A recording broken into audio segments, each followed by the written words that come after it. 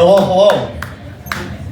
Yeah, I am from Canada. I'm new to St. Louis. Anybody else new to St. Louis? Exactly. Okay. Problem with being new to St. Louis is that my parents are kind of boomer, so they don't get it, because I moved here right before the pandemic, right? So I come back home, and my parents are like, so what have you seen in St. Louis? And I'm like, oh, you know, the dark reaches of my soul. The pandemic kind of, found me in a little bit of a dark place. I think it did a lot of other people. So I was looking up online a more positive thinking techniques, but I think they need to update those for the pandemic, Because, the examples they have are, exercise and eat better. And I'm like, oh, I'm way off. Mine is, eat more meals with pants on. Do less mouth breathing. Make sure the best pair of underwear that I have is not the pair I randomly found in my apartment complex dryer.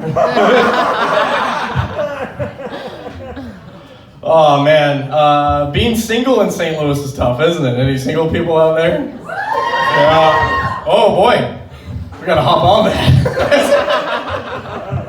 Oh dude, it was tough. I booted up Bumble. I got blocked by a girl on Bumble because I talked about Warhammer. If you think that's the most embarrassing thing that's ever happened to me, it's not. I used to do improv, so. I like improv. Not improv, I fucking hate improv. I like Bumble because it's an app that doesn't allow me to talk, which I think is where the operation just completely falls off the rails, you know what I mean? Whereas this checks out, but when this opens, that's where we run into trouble. Oh man. Anybody else drinking tonight? Yeah. I like garbage beer. PBR is one of my favorite beers. I mainly like PBR because of the confidence that PBR has. It's just they still sport that championship win that happened in 1889, if you read the can. It's we won PBR. They're sporting in front of Budweiser, sporting in front of Miller. And it's of course they won in 1889. The only other drink was water. How did you lose? The holidays are coming up, but the holidays aren't fun when you're poor. My Christmas list is starting to look like a frontiersman supply list.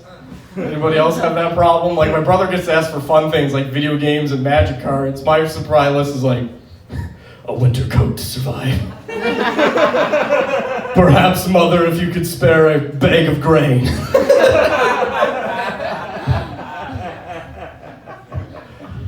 I became a blues fan because I guess I don't have enough pain in my life, so I did that.